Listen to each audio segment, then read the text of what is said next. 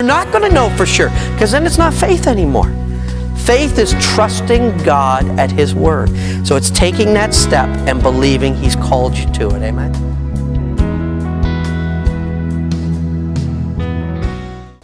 You know, I have a few what ifs in my life. Just because I made the right decision at that moment doesn't mean I've made every right decision. But we want to diminish those what ifs as much as possible. And when we know that God is calling us to do something, you might ask, well, how do I know?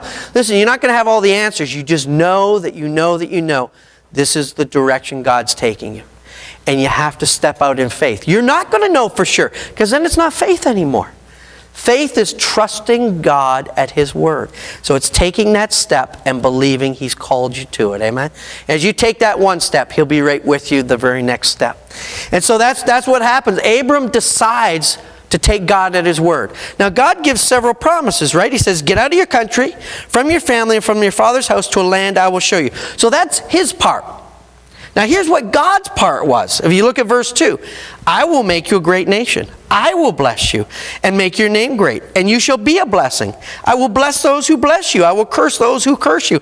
And in all of your families of the earth shall be blessed. And when you look at it, there's actually 7 promises, which is a sign of completeness, all right? 7 is a sign of completeness that God gives on one condition. What did Abraham what did he have to do?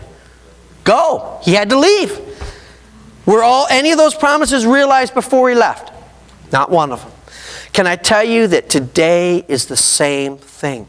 When God gives you a promise, there's always a condition to it. If you do this, I'll do this. That's how God works. Amen? You know, often we want to have have our cake and eat it too. You know, and what does that mean? It basically means that we don't want to change, but we want all the blessings. And that's not how it works in the kingdom. How did you accept Jesus into your heart? You had to make a decision to say, Jesus, I need you. And so then He came in, right? The promise is if you ask Him in, He will come in. And you chose to do that. There's many people out in the world that know about God, but they haven't made that decision to say yes to Him. So here's literally what happens. So you have God's part, man's part. Then look at verse 4. So Abram departed as the Lord had spoken to him, and Lot went with him. And Abram was 75 years old when he departed. Not too old to start, right? He was 75 years old when he departed from Haran. Then Abram took Sarah, his wife, and Lot, his brother's son, and all their possessions that they had gathered, and the people whom they had acquired in Haran. And they departed to go to the land of Canaan. So they came to the land of Canaan. Okay. Why don't you look back at verse 4. It's very interesting. I'm going to give you a little bit of Hebrew here, all right? So it says, Abraham departed as the Lord had spoken to him. Lot went with him. Abram was 75 years old when he departed from Haran. You notice that there's 2 departed in there. It's a little bit odd. You know, he says it twice. And I remember looking at it years ago saying, why would it say twice? You know, why didn't you say he departed, he left? But actually says it twice. Well, in the English language, in my New King James Bible, it's translated departed and departed. Actually, those are 2 different Hebrew words. The first Hebrew word is halak, H-A-L-A-K. So it says Abraham departed, and it's halak. And literally, it means to die to a manner of life. Now, I want you to think about that. Departed. Didn't mean that he physically left the place. It means that before he could physically leave, something had to change on the inside. Now, I want you to think about the different decisions you've made in your life. Before you could actually do it, something had to change on the inside. And that's literally what happened with Abram. He had to die to a certain way of life. He had to die as the crown prince of Haran. To say, I am walking away from this to walk in what God has for me. And that's why the Apostle Paul talks about, when he says this, he says, I die daily. That's what he's talking about. It doesn't mean he physically dies or cuts himself and bleeds to death. He's not talking about that at all. He's talking about dying on the inside of your will so that God's will can be done. And literally that's what had to happen. Before anything physical could happen, before Abram could physically move, something had to change on the inside. He says, that's it, I'm going to do this. And then he could move. And in fact, that's what the other departed means. It's yatsa, Y-A-T-S-A. And it means to leave.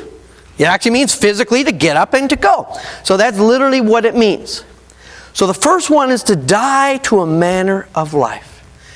And that's something that you and I have to face every single day.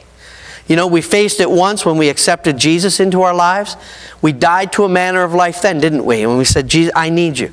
But then we have to carry on in that journey that God has for us. And so every single day we're faced with decisions. Here's how it is on the inside. God's way or my way?